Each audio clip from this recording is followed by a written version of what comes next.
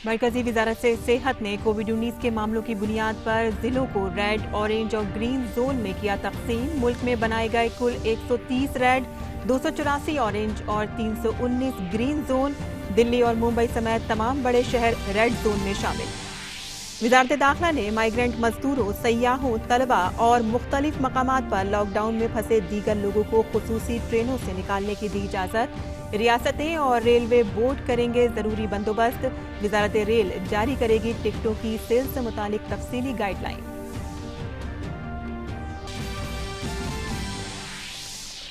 मुल्क में corona virus infection के 25,007 एक्टिव मामलों के दरमियान 8,888 लोग सेहतयाब, जबकि 1,147 लोगों की मौत। महाराष्ट्र, गुजरात और मध्य प्रदेश रियासतें सबसे ज्यादा मुतासिर। वजीर सेहत ने की हर वक्त सोशल डिस्टेंसिंग के उसूलों पर अमल करने की अपील।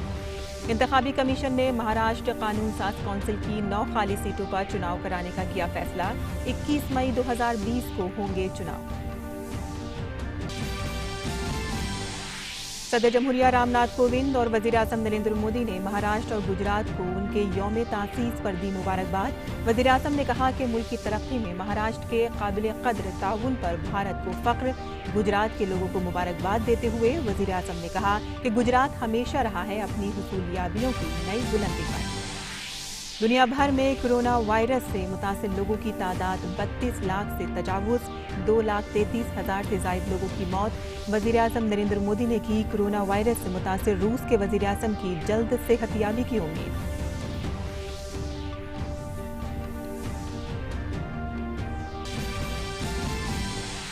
और आलमी यौम मजदूर आज दुनिया भर में मजदूरों के काम को अहमियत देने के लिए मनाया जाता है। यौम मजदूर कोरोना वायरस की आलमी वबा के दरमियान यौम मजदूर से मुतालिक सभी प्रोग्राम मनसूख। वजीर दाखिला अमित शाह और वजीर इत्तलात और नशरियात प्रकाश जावड़ेकर ने दी यौम मजदूर की मुबारकबाद।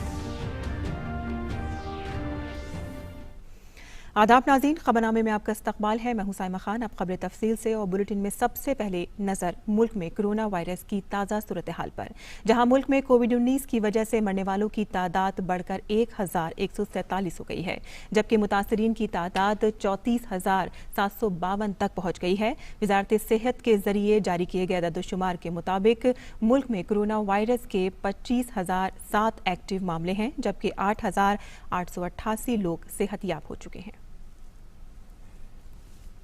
और कोरोना बहरान की वजह से लगाए गए लॉकडाउन का दूसरा मरहला खत्म होने वाला है। इससे कबल वजारत सेहत की जानिब से ग्रीन जोन का ज़ाब्ता तब्दील कर दिया गया है। अब जिन अजला में गुज़िश्ता 21 रोज में कोई नया केस सामने नहीं आएगा, उन्हें ग्रीन जोन में शामिल किया जाएगा। पहले 28 दिन पहले कोई नया केस न आने पर ग्रीन जोन का दर्जा मिलता था। वजारत सेहत की दर्जेबंदी के मुताबिक ये एक जिले को ग्रीन जोन के तौर पर माना जाएगा। अगर गुज़िश्ता 21 दिनों में कोई मामला दर्ज नहीं किया गया, वजारत ने मुल्क के 319 अजला को ग्रीन जोन करार दिया है। वहीं 134 अजला को रेड जोन और 284 अजला को ऑरेंज जोन करार दिया गया है। दिल्ली, मुंबई, चेन्नई, कोलकाता, हैदराबाद, बेंगलुरु और अहमदाबाद समेत तमाम मेट्रो शहरों को रेड जोन करार दिया गया है। इसके अलावा महाराष्ट्र में 14 जिले और दिल्ली के तमाम 11 अजला, तमिलनाडु के 12 अजला, यूपी के 19, मगरबी बंगाल के 10, गुजरात, MP के 9, राजस्थान में 8 अजला को रेड जोन करार दिया गया है। अगर ग्रीन जोन की बात करें तो आसाम के 30, छत्तीसगढ़ के 25, अरुणाचल प्रदेश के 25, मध्य प्रदेश के 24, उड़ीसा के 21, उत्तर प्रदेश के 20, उत्तराखंड के 10 अजला को ग्रीन जोन करार दिया गया है। वहीं बिहार के 20, उत्तर प्रदेश के 26, तमिलनाडु के 24, राजस्थान के 19, पंजाब के 15, मध्य प्रदेश के 19, महाराष्ट्र के 16 अजला ऑरेंज जोन में शामिल हैं। हालांकि ये तब्दील होने वाली फहरिस्त है। हालात का मुसलसल जायजा लिया जाएगा और जिसके बाद हर हफ्ते या कभी कभी इससे पहले की फहरिस्त में तब्दीली की जाएगी।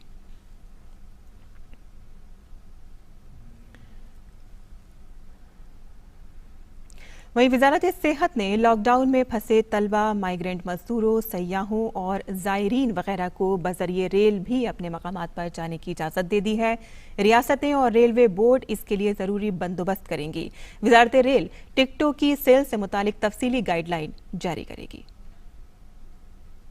गृह मंत्रालय ने आदेश जारी कर उन लोगों की आवाजाही की अनुमति रेल द्वारा भी दी है जो लॉकडाउन की वजह से फंसे हुए हैं, जैसे स्टूडेंट्स, माइग्रेंट लेबर, टूरिस्ट और पिलग्रिम्स। इसके लिए संबंधित राज्य सरकारें एवं रेलवे बोर्ड उचित व्यवस्था करेंगे और सभी हेल्थ प्रोटोकॉल्स का अनुपालन सुनिश्चित करेंगे। और फंसे हुए माइग्रेंट मजदूरों, तलबा व दीगर अफराद को बजरिए रेल निकालने की हुकूमत की इजाज़त से मुतालिक मजीद तफसीलात के लिए बात करते हैं अपने नुमाइंदे अभिषेक सिंह से। अभिषेक, ये मसला बहुत दिनों से था कि जो लॉकडाउन की वजह से ये जो मजदूर हैं, सयाह हैं या फिर तलबा हैं जो एक दूसरी रियासतों में फंसे हुए थे, अब उनको खुसूसी ट्रेनों के जरिए उनके शहरों में पहुँचाया जाएगा। किस तरह और क्या मजीद तफसीलात हैं आपके पास? बिल्कुल साहिमा, देखिए जिस तरीके से पिछले कई दिनों से जो माइग्रेंट वर्कर्स हैं या फिर जो पिलग्रिमेज है या फिर स्टूडेंट्स हैं या फिर टूरिस्ट हैं जो अलग अलग जगहों पे फंसे हुए हैं और अपने होम स्टेट, अपने होम टाउन नहीं जा पा रहे, उनको लेकर के होम मिनिस्ट्री ने एक गाइडलाइन इशू किया और उसी गाइडलाइन को रेलवे फॉलो कर रही है। जहां तक मैं बोलूं कि जो भी इस तरीके के लोग हैं उनके लिए अगर दो स्टेट के बीच में कोऑर्डिनेशन होता है, उदाहरण के तौर पे अगर महाराष्ट्र से कोई बिहार जाने के लिए कोई जो माइग्रेंट वर्कर्स है अगर उनको जाना है तो क्या महाराष्ट्र गवर्नमेंट और बिहार गवर्नमेंट के अंदर में ये कोऑर्डिनेशन पूरा होता है, कितने लोगों को लेके आना है, कितने लोगों को यहाँ पहुंचाना है और उनकी कितनी स्क्रीनिंग की व्यवस्था होती है जी। क्योंकि वो सारे लोग जो है कैंप पे है, कहीं ना कहीं स्टेट गवर्नमेंट उनको देख रही है। ऐसे में केंद्र सरकार के दिशा निर्देश पर ये जारी किया गया गृह मंत्रालय के दिशा निर्देश से कि क्या ये जो माइग्रेंट वर्कर्स है उनको उनके घर तक पहुंचाया जा सकता है अगर वो स्वस्थ है तो। ऐसे में आज भी जो है 5 ट्रेनें चलाई गई जो कि गृह मंत्रालय के निर्देश के हिसाब से तेलंगाना के लिंगापल्ली से हटिया जो झारखंड के अंदर आता है, वहां पर 1200 माइग्रेंट वर्कर्स को जो 22 कोच है उसके अंदर उनको भेजा गया है जो डायरेक्ट चलेगी और वो ट्रेन कहीं भी रास्ते में नहीं रुकेगी और ये तेलंगाना से जो रांची है, झारखंड है, वहां के लिए भेजा गया। ऐसे ही अलवा से भुवनेश्वर, नासिक से लखनऊ के लिए, नासिक से भोपाल के लिए, जयपुर से पटना के लिए और कोटा से हटिया के लिए। तो ऐसी आज 5 ट्रेनें जो है भारतीय रेल ने गृह मंत्रालय के दिशा निर्देश के हिसाब से चलाई। लेकिन इसमें जो सबसे बड़ी बात यह है कि किसी भी कैंप में जो मजदूर रुके हैं, जो माइग्रेंट वर्कर्स रुके हैं, टूरिस्ट रुके हैं, पिलग्रिमेज रुके हैं, क्या वो एक ही स्टेट के हैं या एक ही डिस्ट्रिक्ट से ताल्लुक रखते हैं? इसके लिए जरूरी जो गृह मंत्रालय ने दिशा निर्देश दिया है कि वो जो 2 स्टेट के बीच में अगर कोऑर्डिनेशन होता है और वो आइडेंटिफाई करेंगे पहले कि कौन से जो माइग्रेंट वर्कर्स है उनके स्टेट के हैं, इसके बाद ही ये फैसला लिया जाएगा। उसके बाद ही भारतीय रेल जो है उसको लेके इम्प्लीमेंट करेगी कि कौन सा स्पेशल ट्रेन चलाना है।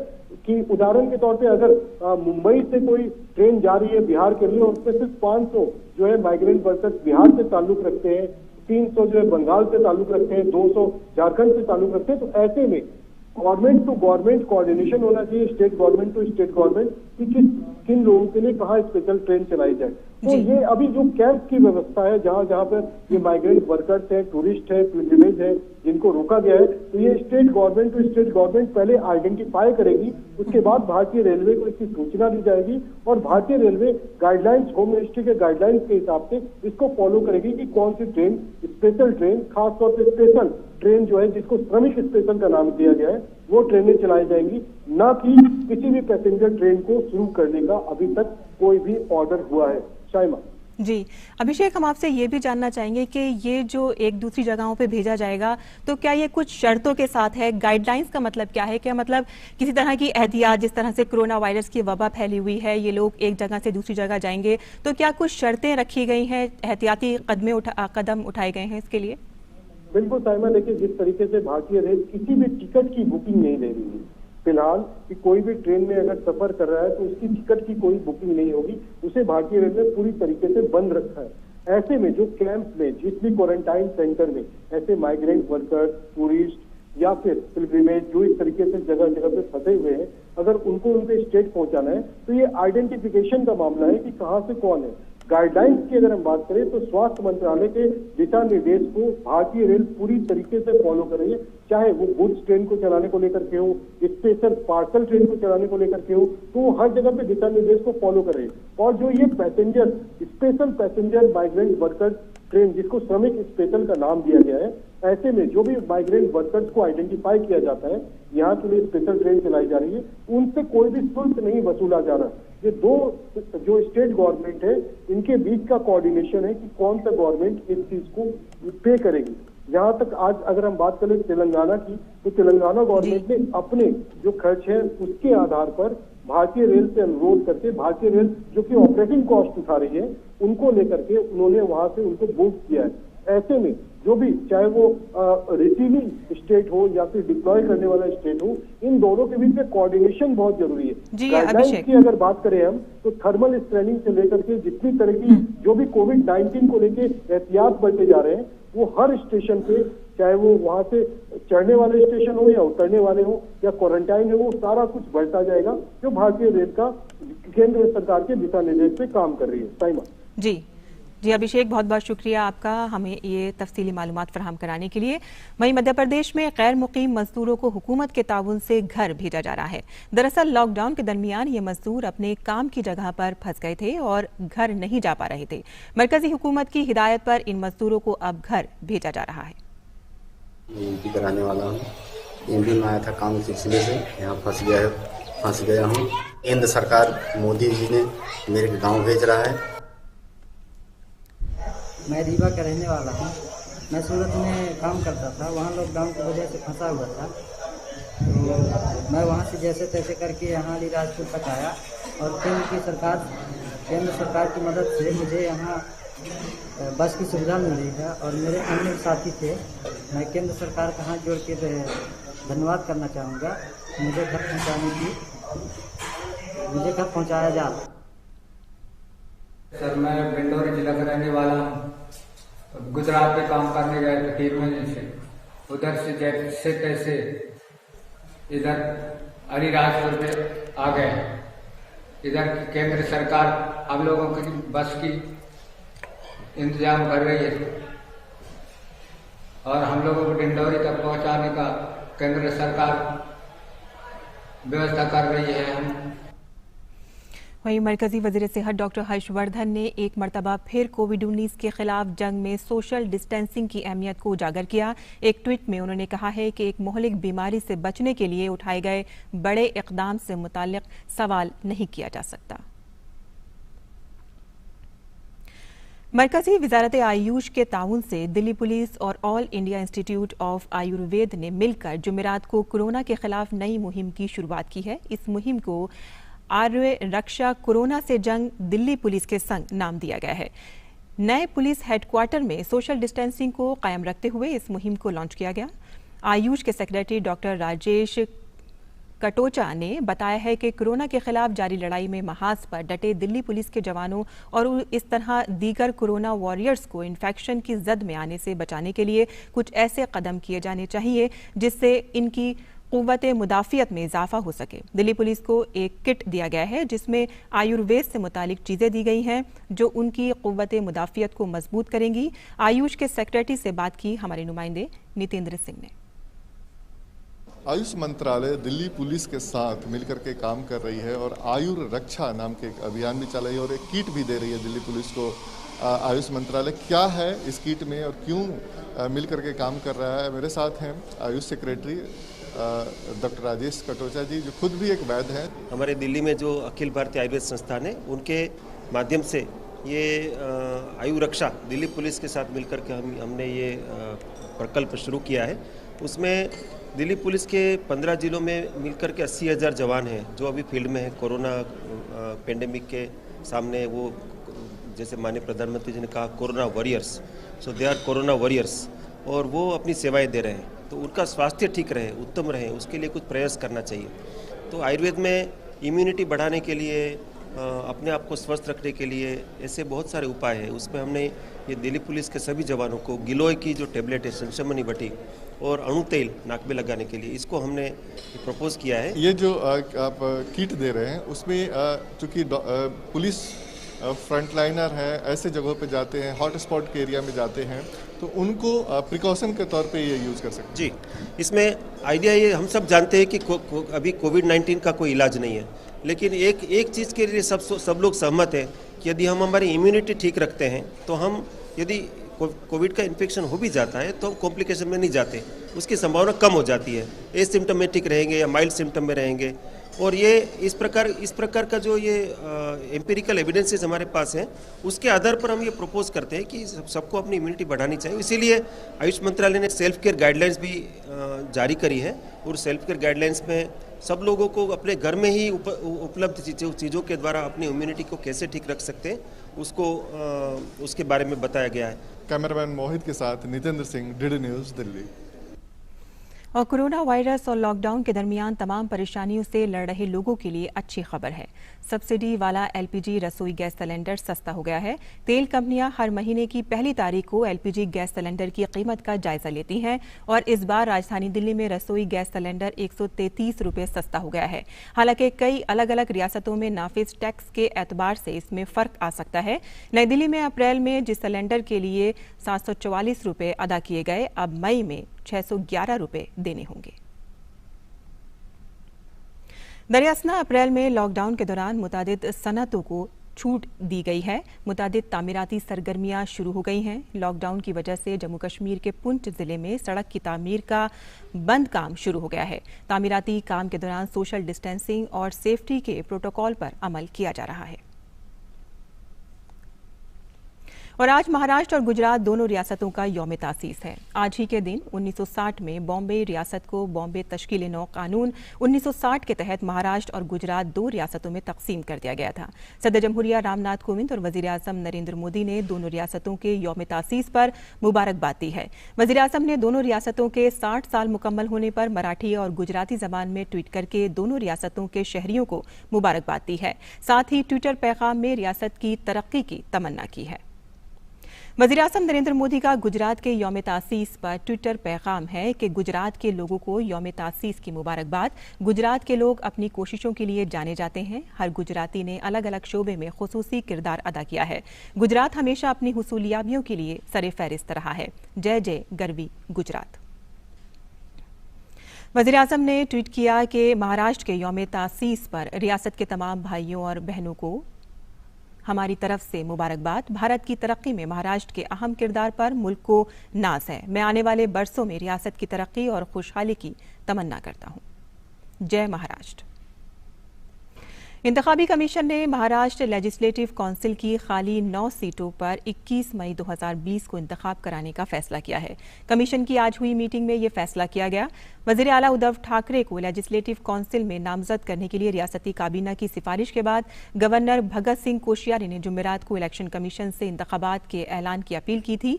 ठाकरे ने 28 नवंबर 2019 को वजीर आला के ओहदे का हलफ लिया था, जिसके बाद उन्हें 6 महीने के अंदर रियासती असेंबली के किसी ऐवान का रुकन बनना होगा।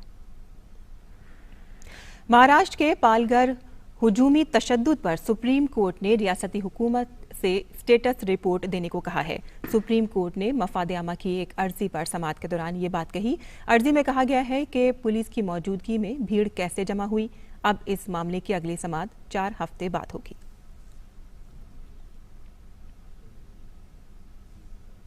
आलमी खबरों की बात करें तो दुनिया भर में कोरोना वायरस से 32,54,727 अफराद मुतासिर हैं। वहीं इस वबा से अब तक दुनिया भर में 2,33,014 अफराद की मौत हो चुकी है। वहीं कोरोना से सबसे ज्यादा मुतासिर मुल्क अमेरिका में मरने वालों की तादाद 63 से जायद हो गई है। 10,68,000 से जायद अफराद मुतासिर हैं। रूस के वजीर आजम मिखाइल मिशुस्तीन कोरोना वायरस से मुतासिर पाए गए हैं। रूसी वजीर आजम ने खुद इसका ऐलान किया और सदर व्लादिमीर पुतिन से कहा कि वो अलग थलग रहेंगे। वजीर आजम नरेंद्र मोदी ने कोरोना से मुतासिर रूस के वजीर आजम मिखाइल मिशुस्तीन की जल्द सेहतयाबी की तमन्ना की है। रूसी जबान में ट्विटर पैगाम मुश्तरक करते हुए वजीर आजम नरेंद्र मोदी ने कहा कि हम अपने करीबी दोस्त रूस के साथ कांधे से कांधा मिलाकर कोरोना वायरस की वबा के खिलाफ लड़ रहे हैं। और अमेरिकी सदर डोनाल्ड ट्रंप ने चीन के खिलाफ नई पाबंदियों की धमकी दी है, क्योंकि उन्होंने कोरोना वायरस को चीन के ग्राउंड जीरो शहर वुहान में लैब से जोड़ने के सबूत का दावा किया था। हालांकि सदर ट्रंप ने मजीद तफसीलात देने से इनकार कर दिया। सदर ट्रंप ने इसके लिए अपने चीनी हममनसब शी जिनपिंग को जिम्मेदार नहीं ठहराया, लेकिन कहा है कि चीन इसमें शामिल हो सकता है।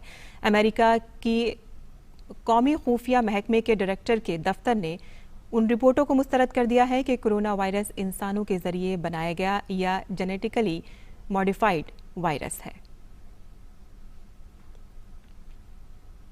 और अब बात रमज़ान और कोविड-19 की वजह से रमज़ान के दौरान बरती जाने वाली एहतियाती तदाबीर की।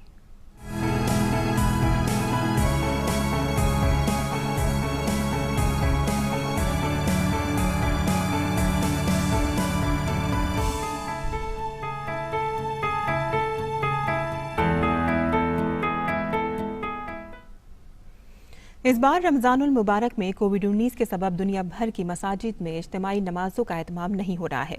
लोग घरों में ही इबादत का एहतमाम कर रहे हैं, लेकिन अब मसाजिद की कुछ नई खिदमात भी सामने आ रही हैं। मुख्तलिफ मसाजिद की तरफ से सोशल डिस्टेंसिंग का लिहाज रखते हुए लोगों की मदद का भी एहतमाम किया जा रहा है। गुज़श्ता बरसों रमज़ानुल मुबारक के अय्याम में दुनिया भर की मसाजिद में लोगों का हुजूम हुआ करता था, लेकिन कोरोना वायरस की आलमी वबा ने सब कुछ बदल कर रख दिया है। मुख्तलिफ ममालिक की वीरान मसाजिद की ये तस्वीरें बता रही हैं कि लोग इस रमज़ान के महीने में अपनी हिफाजत को तरजीह दे रहे हैं और मसाजिद की जगह घरों में ही इबादत करके अपने खुदा को राज़ी करने की कोशिशों में मसरूफ़ हैं। कोरोना वायरस के सबब हुकूमत की हिदायत के मुताबिक मस्जिद बंद है। किसी को मस्जिद में इबादत करने या तरावीह पढ़ने की इजाज़त नहीं। रमज़ान में गरीबों और मोहताजों की खबरगिरी और भूखों को खाना खिलाने का काम खूब होता है।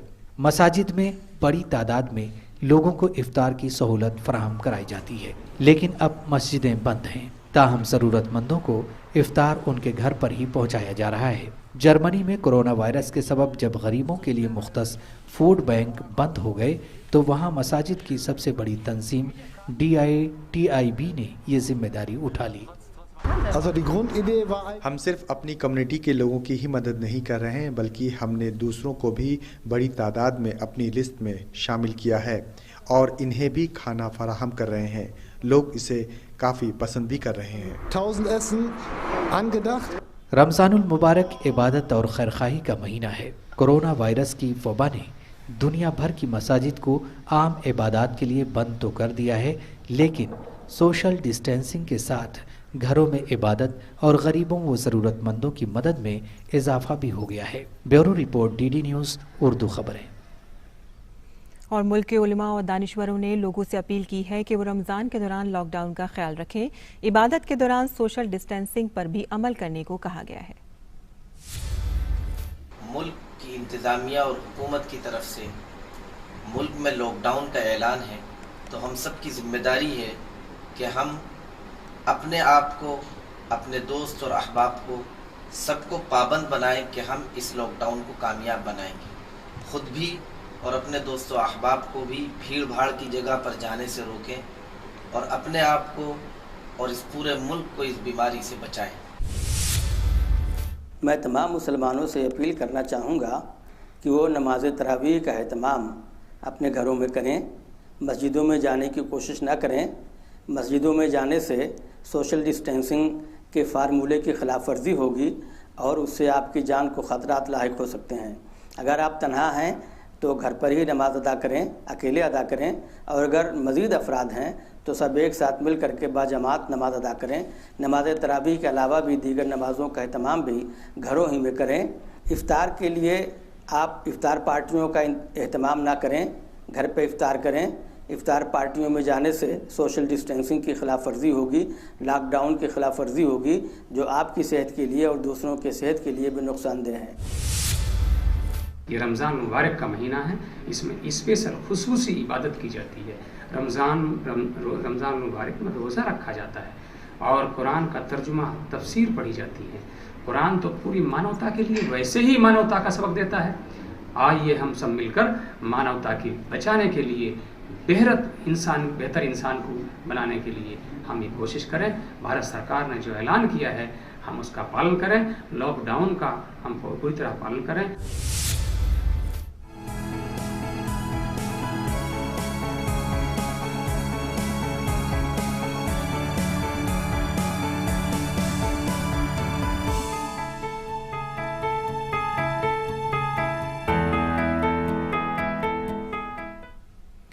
तो ये थी रमज़ान में बरती जाने वाली एहतियात से मुतालिक खबरें। मज़ीद खबरों की जानिब रुख कर लेते हैं, जहां आज आलमी यौम मज़दूर है। इस बार कोरोना वायरस के सबब मुल्क भर में लॉकडाउन है और इसीलिए यौम मज़दूर से मुतालिक सभी प्रोग्राम पहले से ही मनसूख हैं।